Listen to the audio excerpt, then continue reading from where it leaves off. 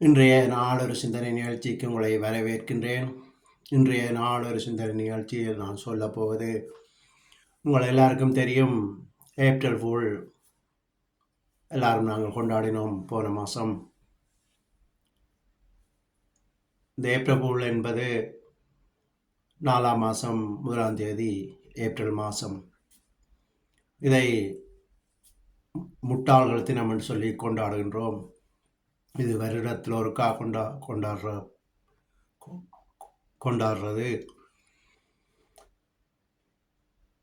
இது வருடத்தில் ஒருக்கா கொண்டாடுவதை விட நாங்கள் ஒவ்வொரு நாளுமே கொண்டாட வேண்டும். இது ஏப்ரல் ஃபூல் அன்று நான் இந்த வீடியோ போடுகின்றிருந்தான், டைம் கிடைக்கவில்லை, இப்போது போடுகின்றேன்.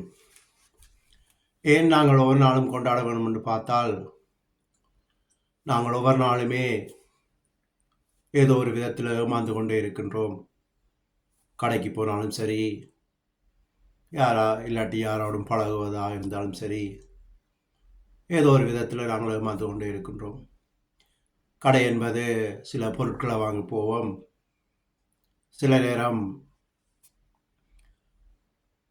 பக்கத்தில் இருக்கிற கடையிலேயே விலைகள் வித்தியாசம் வரும். ஆனால் நாங்கள் இதை பார்க்காமல் விலை கூடிய கடையில் இருக்கிற பொருட்களையே வாங்கிட்டு வருவோம். அதே பொருள், அதே தரம், ஆனால் அங்கே மலிவாக இருக்கும், இங்கால விலையாக இருக்கும். நாங்கள் இது தெரியாமல் அதை வாங்கி வருவோம். இப்படி ஒவ்வொரு விஷயத்திலையும் நாங்கள் ஏமாந்து கொண்டே இருக்கின்றோம். அதனால் நான் சொல்லுகிறேன், இதை நாங்கள் ஒவ்வொரு நாளுமே கொண்டாட வேண்டும் என்று சொல்லி. சில நேரம் யாராவது பணத்தை கேட்டால் தூக்கி கொடுத்து விடுகிறோம்.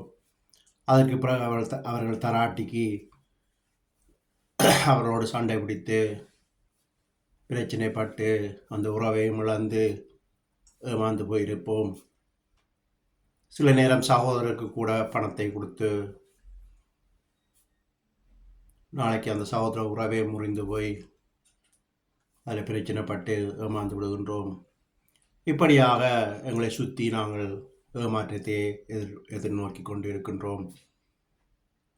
அதுதான் பைபிளில் கர்த்தர் சொல்லுகிறார், என் சனங்கள் அறிவில்லாமல் சங்காரமாகிறார் என்று சொல்லி.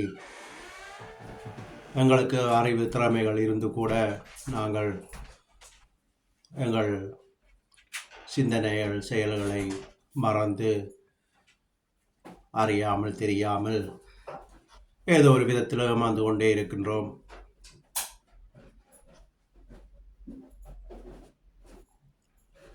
அதனால் நான் சொல்லுகிறேன், இந்த ஏப்ரல் ஃபூல் என்பது ஒவ்வொரு நாளுமே நாங்கள் ஏமாறுறபடியால் அதை ஒவ்வொரு நாளுமே நாங்கள் கொண்டாட வேண்டும்.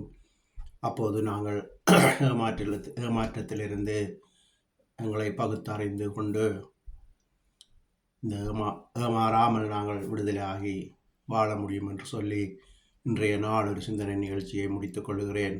நன்றி, வணக்கம்.